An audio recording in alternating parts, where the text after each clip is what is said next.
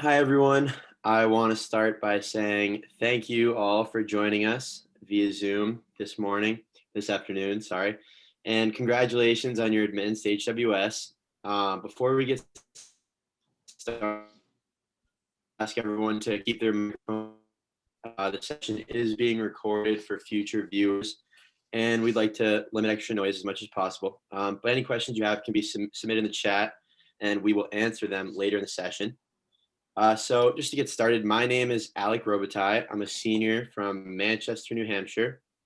I'm a biochemistry major and a Spanish minor. On campus, I am a teaching fellow for biochemistry and Spanish, and I'm the captain of the Hobart hockey team and also the team athletic study mentor for our team and a member of the Druid Society, our honor society on campus.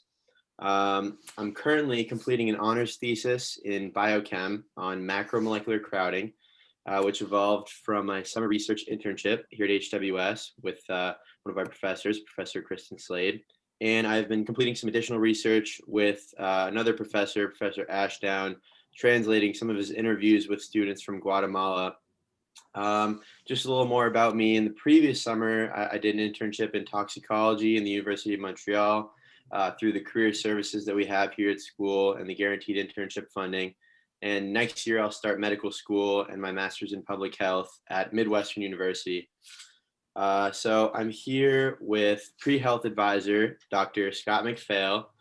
And I think, did Professor Miller jump in? Professor Justin Miller and Grace Faulkner. So Grace, can you introduce yourself? Sure. Hi. Like Alex said, I'm Grace Faulkner. I'm a junior at the colleges from Victor, New York. I am a pre-med and biology major and chemistry minor. I am currently a Blackwell Scholar here, which is one of our science scholarships, and a fine arts scholar for dance. And I've been involved in various dance clubs and classes since joining the colleges, especially in my first year and sophomore year. Last spring, I was able to go abroad to Rome before being sent home due to the pandemic. Additionally, I've been a member of Professor of Chemistry Aaron Pelkey's Synthetic Organic Chemistry Lab, and I've been able to participate in research since my sophomore fall. And then that's me.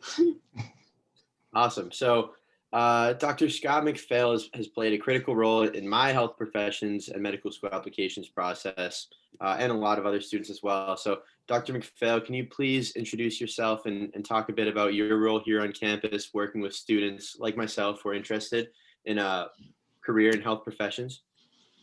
Sure. Thank you, Alec. This is a very strange format for me. I'm used to the in-person one-on-one rather than the global speaking into the computer conversation. But welcome everyone to our session. I'm Scott MacPhail. I've been the full-time health professions advisor at HWS for 10 or 11 years, I think it is now. And I switched from another previous institution, a much larger school. And I came to HWS primarily because I wanted a much closer kind of long-term relationship with my students to be able to have the time, get to know them, and be much more individualized in my advising. And I do a lot of things with students. I work with them from often kind of the summer before they come on campus until whenever they're settled into their professional pathway. And that involves a lot of different things. It involves academic advising, and we'll probably dig into that a little bit deeper. I should probably note there that the Professor Miller and I both kind of like essentially do 90% of each other's work back and forth. We share a lot of things back and forth. And then sometimes some of the connections with students is just which of the one of us students prefer, and sometimes there's like some areas where Professor Miller knows a lot more than I do, really knows a lot more about chemistry than I do, and there's a few things that I know a lot more about than Professor Miller does. So in academic advising, we often do some trading back and forth as we do that with students. I also help students gain practical experiences. The biggest kind of like chunk of how I do that is through with the clinical internship program here in Geneva.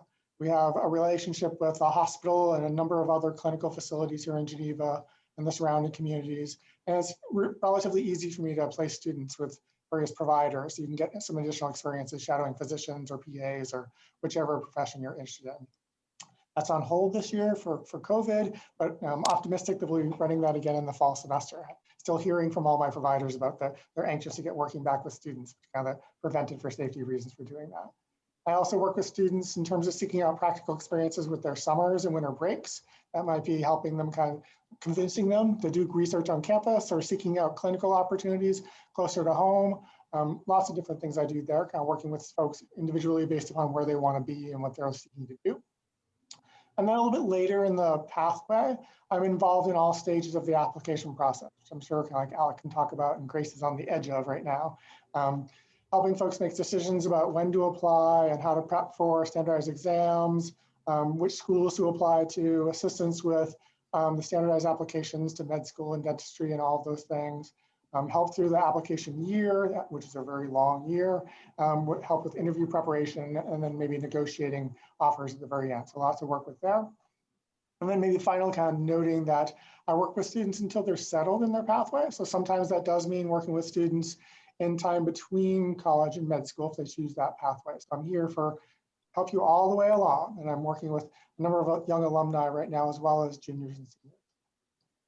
Thank you so much, Dr. MacPhail. Next, I want to introduce Associate Professor of Chemistry, Justin Miller, who is the faculty advisor to our health profession program. And most importantly, he is also the faculty advisor for our ultimate Frisbee team, the Seneca Flyers. Professor Miller, can you please introduce yourself and talk a little bit about your work with students here at HWS?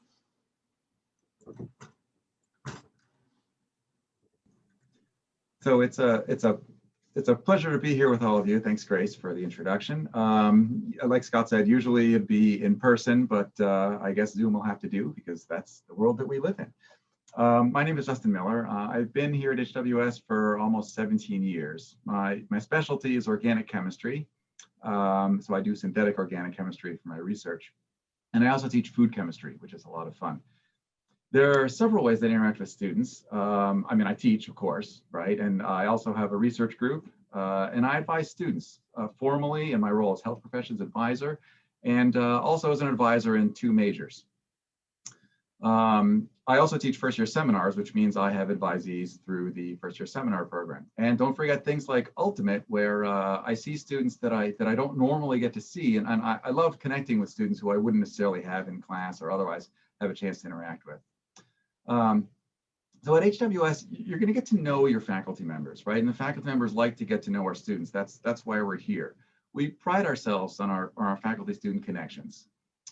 Students start out with an advisor who's also their FSEM instructor. That's actually the relationship that Grace and I began with, right? She took my class called I Know What You Ate Last Summer, which was a course based on food science as sort of the core, and then we built on many aspects of that. Including cooking stuff, by the way. The final exam was great.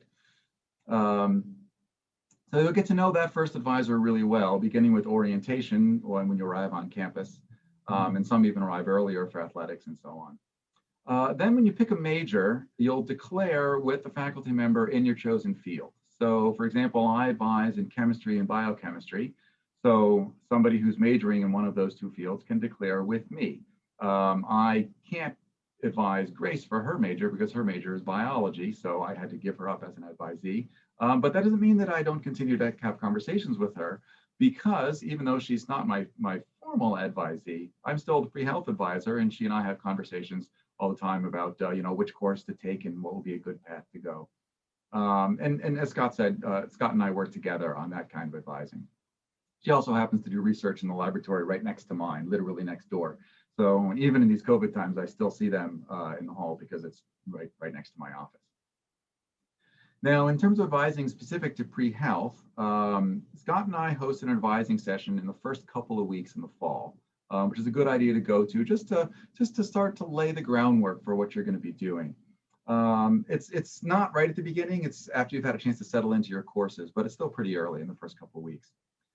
Then each semester during advising week, Scott and I hold a group advising session for anybody who wants to come, really, anybody who's interested in PreHealth, where you can come and talk about, little minutiae, things about which courses you're going to take and I'm planning on going abroad this semester. Now, if the advice that you need is too specialized for that kind of setting, or even if you just want to meet with us, we're also always happy to make a personal meeting with you, with one of us to talk through these kinds of things. But the group advising session is a nice way to get sort of the kind of advice that and questions that your peers might ask. That like, oh yeah, I have that question too. So it's nice, and it's a good way for us to get to know you. And in general, it's a good idea to start meeting with us as soon as you can, because ultimately we're going to be helping you through the process as Scott described as you get further on in your career. Awesome. So we'll shift back to Dr. MacPhail. So can you talk about why students will want to connect with you once they're on campus? I know, so when I was looking for colleges, I found the pre-med track to be really different from school to school. And I was wondering if you could explain the process at HWS and the difference between pre-health and the health professions minor itself. Okay, I'll bracket off your second question there to the end of my conversation, talk about the health professions minor.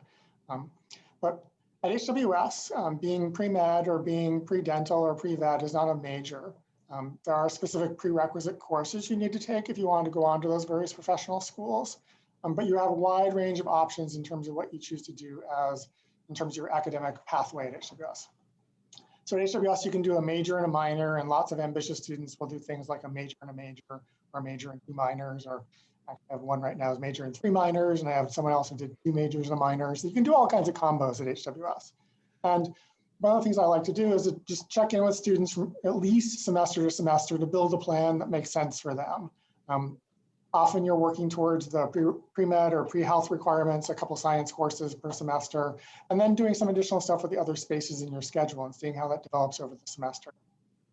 One of the things that if you come to one of the group advising sessions with us that Professor Miller referenced, is you'll hear us say over and over again, planning, that there's lots and lots of different things you can do in your career at HWS. But since you're pre-med or pre-vet or pre-dental, et cetera, there are some kind of like anchors in your future schedule. So what you want to do is make certain you're planning ahead to try to fit in the things you want to get out of your career at HWS. And many things that folks like to get out of careers here is, as I mentioned, those kind of complex combinations of majors and minors. There's also study abroad, which I really strongly encourage you to do if you have a chance to do that and have an interest in doing that. A lot of folks describe that as the experience when they grow up, and it's really helpful on the pathway to med school or various other health professional programs. It does require some planning, and others are athletes. Alec kind of like doesn't have the advantage of an off season as a hockey player. Right? You're in season both semesters. But there are some students who have like a season with they're in season in the fall and off in the spring, and they might use that kind of think about one semester they want to go heavy on lab courses versus semesters when they don't do that. So lots of reasons to connect with us early to do the academic planning. And then also, as Professor Miller mentioned, just to develop those relationships so we get to know you well. I would note that I kind of chase down students a little bit once I'm aware of you. If you're drifting a little away and haven't checked in with us a little bit, I'll want to find out what's going on. I think of myself as a fairly, pushy might be the word, but not in terms of like your decisions, just making certain you're checking in with us. So if you're drifting a bit, I want to know what's going on with you.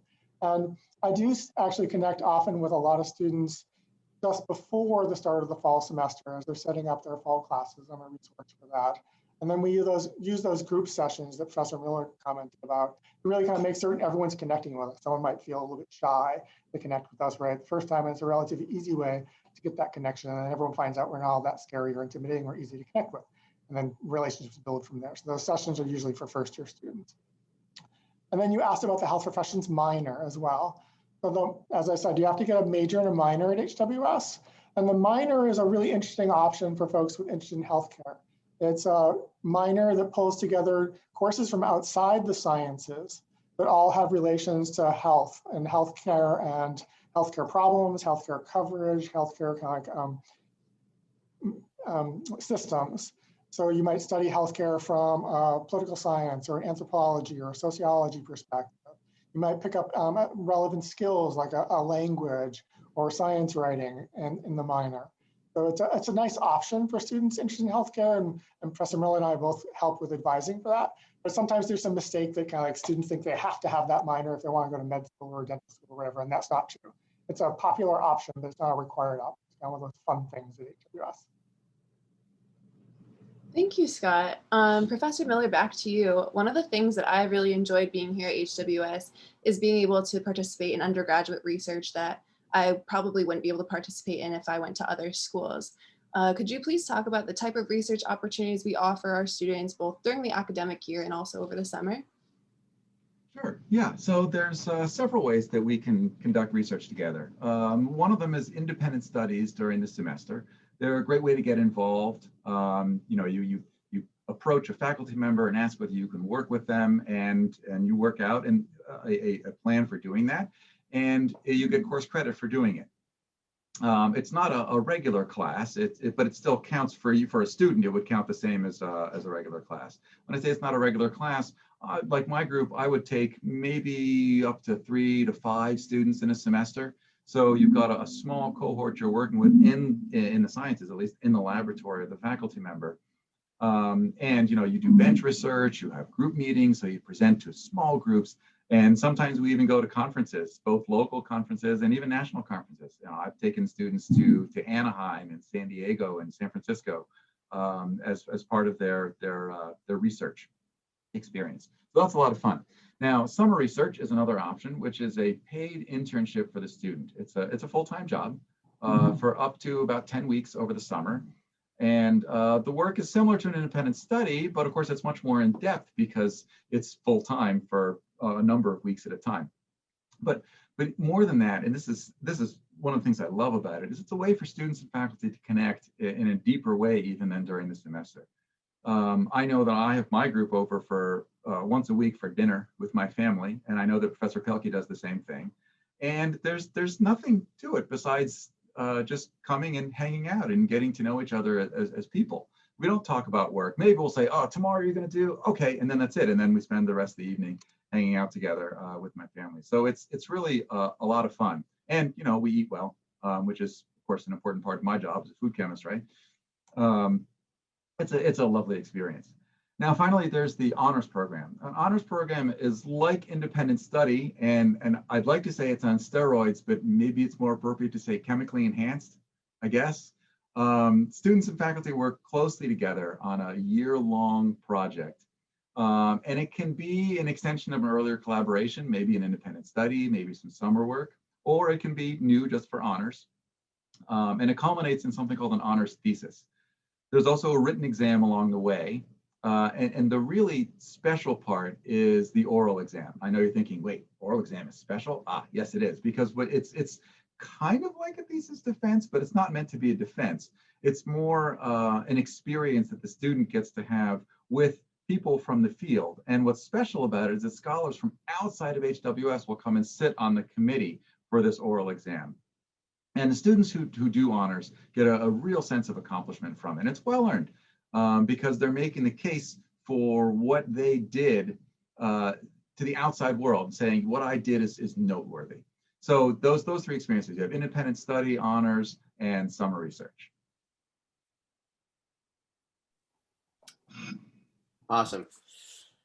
So we'll go back to Dr. MacPhail. I know we touched on it earlier, but one of the benefits that really appealed to me was the ability to play a sport or study abroad and still be able to stay on a pre-health track.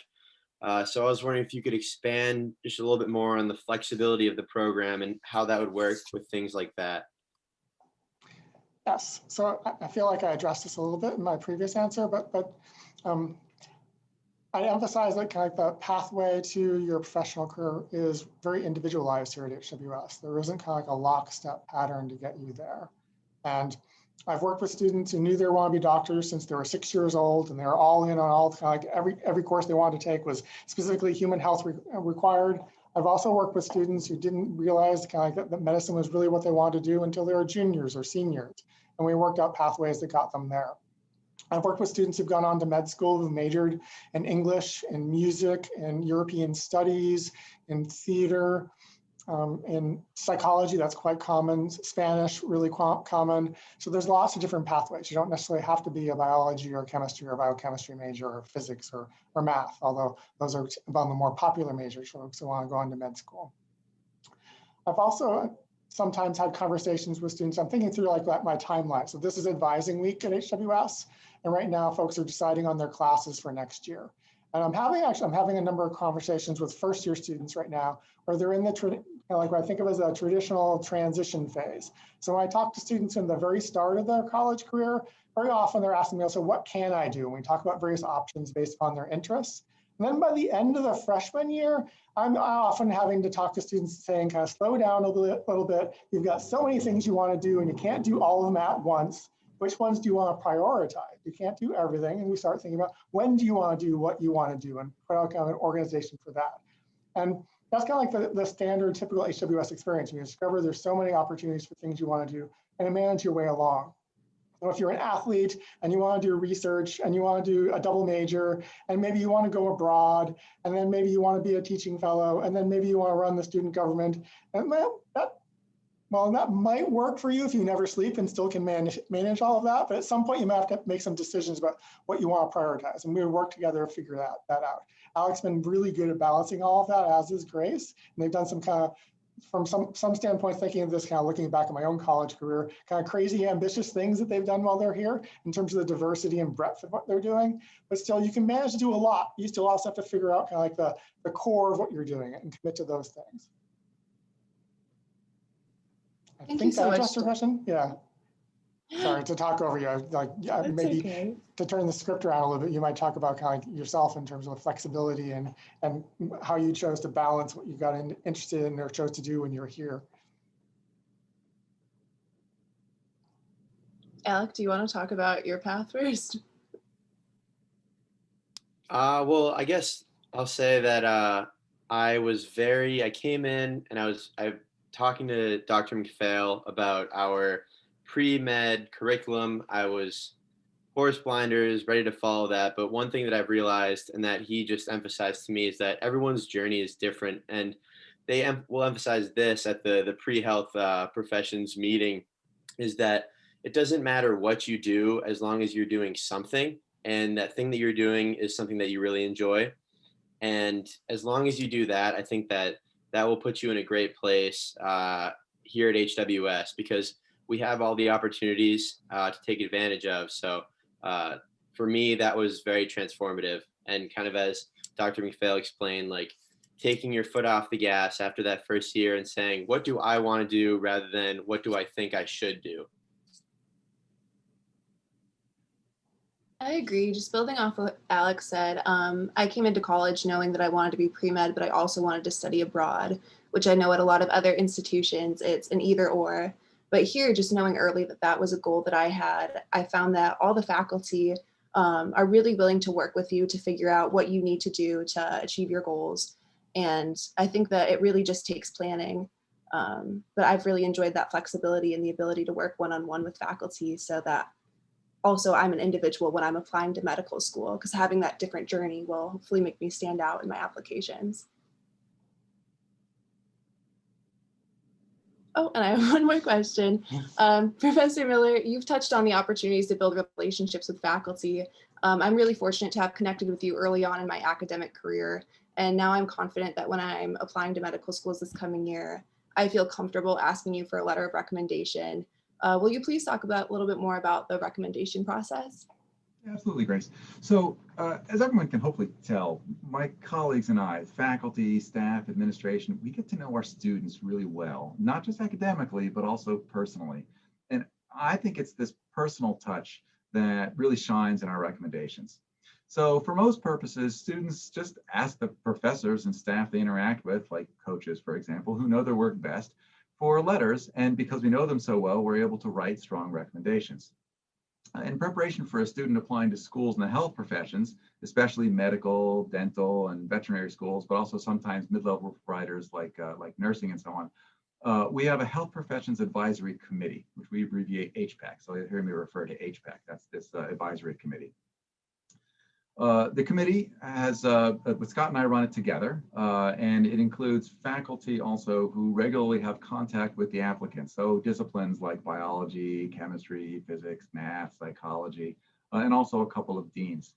A student fills out a detailed HPAC application, which ultimately helps the student prepare for their pre-professional applications, right? So the kinds of questions we have you answer for the HPAC application can easily be converted into the kinds of things you'll need to fill out when you're filling out your application for med school at AMCAS, for example. The committee reads the application and combined with each student's individual recommendation letters and transcript, and then the committee interviews each student. right? And the point of this interview is information, right? The end goal of what we do when we're doing this kind of interview is to be able to write as a committee a letter that summarizes the student's file. And I'm the chair of the committee, so I'm the one who actually puts pen to paper and actually, well, typing, but who actually writes this letter.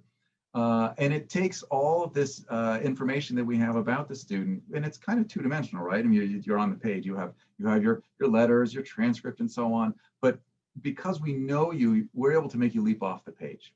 And again, it's because we know you so well that these letters are particularly strong. It's not like we have 200 pre-med, right? And we're writing a boilerplate letter for each person. We take out the name and stick in another one. We're actually writing about who you are, what makes you tick, why do you want to go to medical school?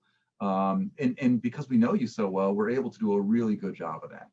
So there's two styles of letters. One is where you ask your faculty member or staff member for a letter. That's the individual letters. And then there's this committee letter that we put together on your behalf. Awesome. Thanks, Professor Miller.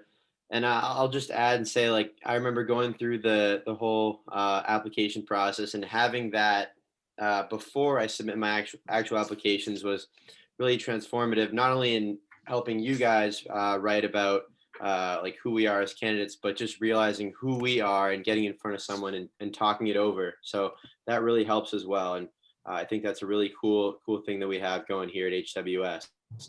So I have one last question for Dr. MacPhail, and I know a lot of prospective students will be interested to know. So how successful are HWS graduates when applying to medical, dental, veterinary school? Okay.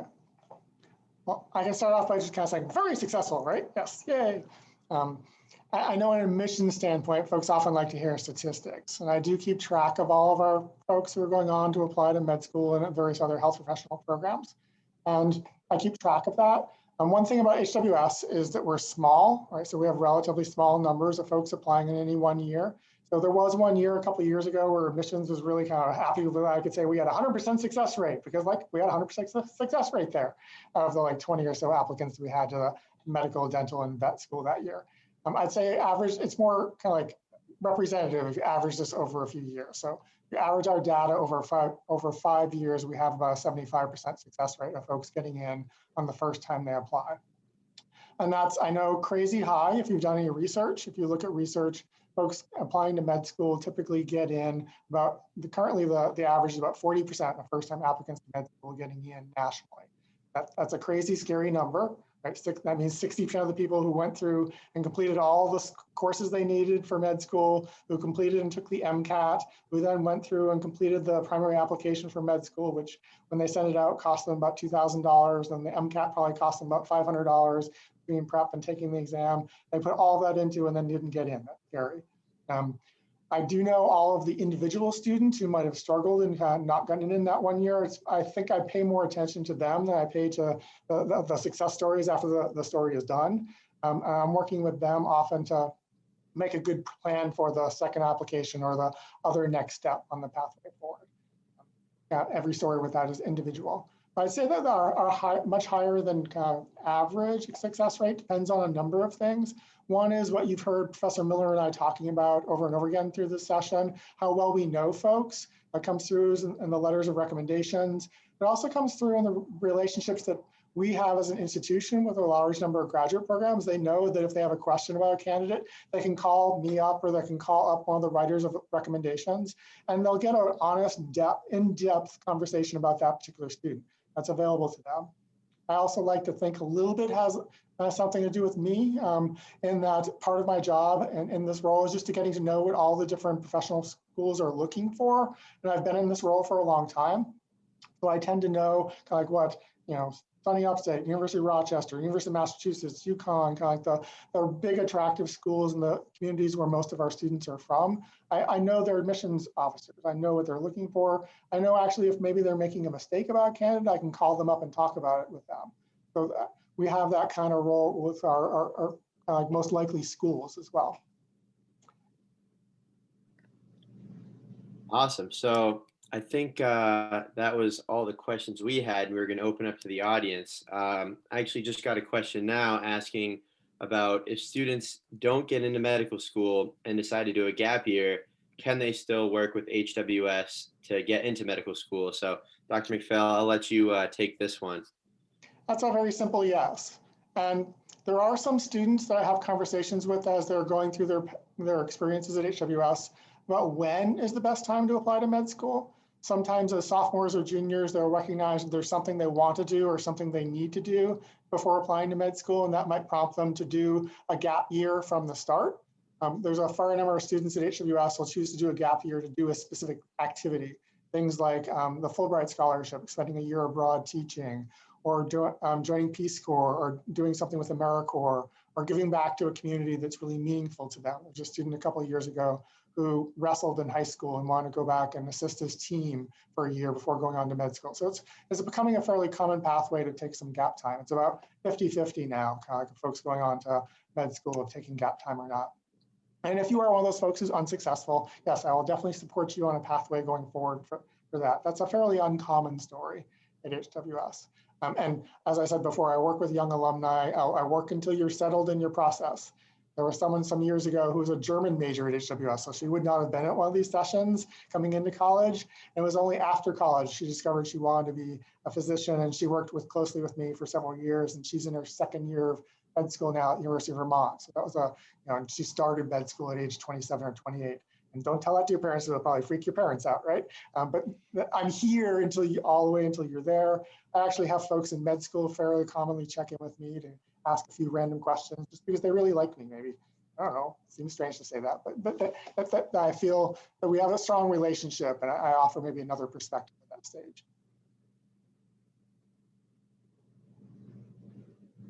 So if anyone has any other questions, feel free to either send them in the chat or unmute and ask away.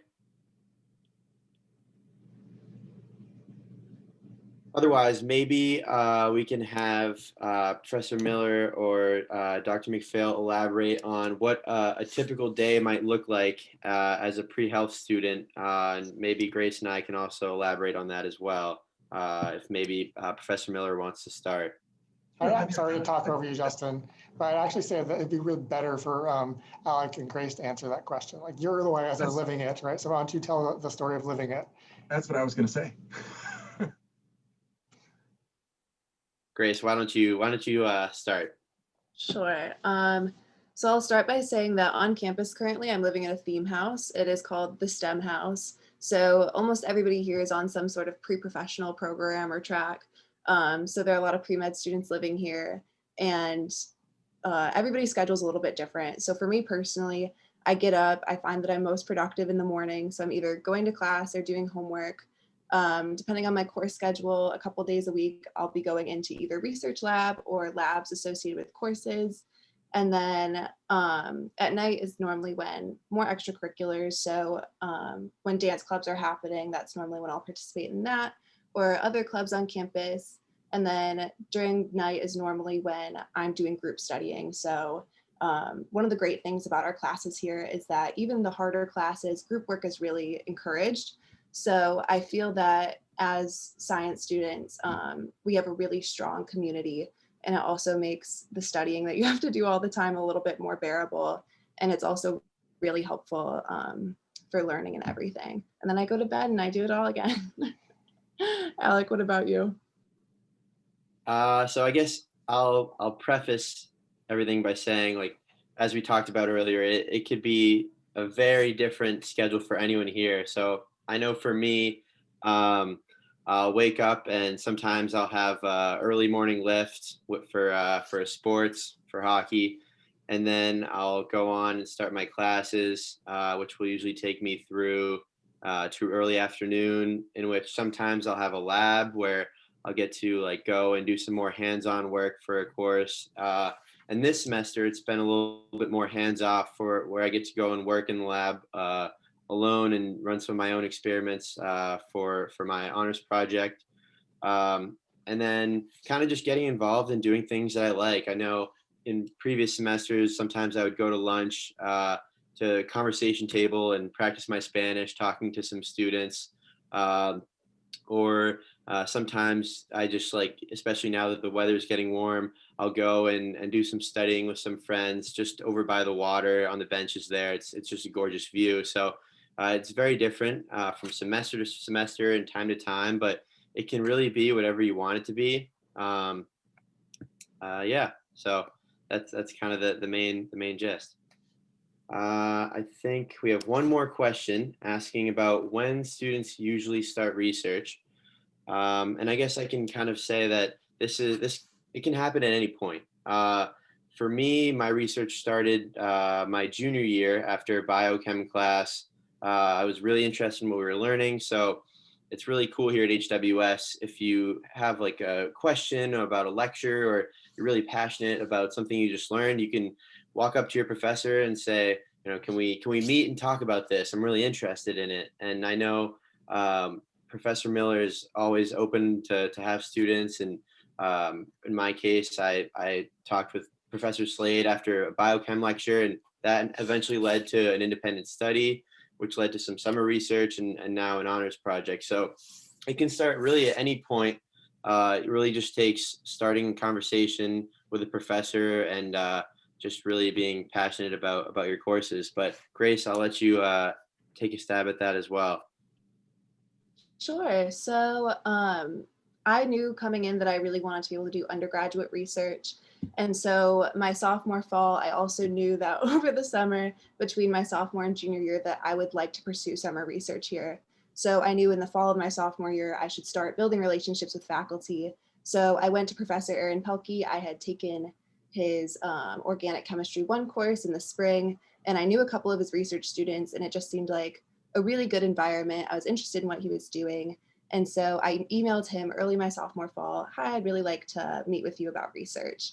And he always likes to tell this story, so I'll just do it. He emailed me back. He said, I'm working on a grant proposal right now. Can you email me back in a month and we can talk about it? And I emailed him back in a month and he said, the persistence that I showed is what helped get me into the lab. And so I started doing research my sophomore fall. I was abroad in the spring, but then last summer I was able to work in his lab, and I've done an independent study both semesters this year, and then I'm continuing working with him this summer, and it's been really great. So I'd highly recommend starting as early as possible. If you know you want to do research, start talking to professors. They love talking about what they do. So talking to them about their research projects as soon as possible. Awesome. Thanks, Grace. For what it's worth, professors take students as early as their first year. For summer research, I've had students who haven't even had any classes with me, haven't even had any organic chemistry. They've had a year of general chemistry and they say, can I join your lab? And I've taken students like that. So it's always, what Grace and Alec described. Just get to know your faculty members. If you're interested, make yourself known. Show up. Ask for, this is a good one. Ask for literature about their projects, right? Talk to them about it, of course, but also say, are there any papers I can read? So that, showing that kind of motivation is a really good thing. And it makes a good impression because it shows that you're interested. And what we're looking for is students who are interested. You don't have to know anything. You just have to be interested. Thanks, Professor Miller. I think that's just about all the time that we have for today. So I want to thank everyone for joining us. And of course, if anyone has further questions or they want to get in touch with one of us later on in the decision-making process, just contact your admissions counselor and they can connect us. Thank you so much and best of luck to everyone as they make their final decisions.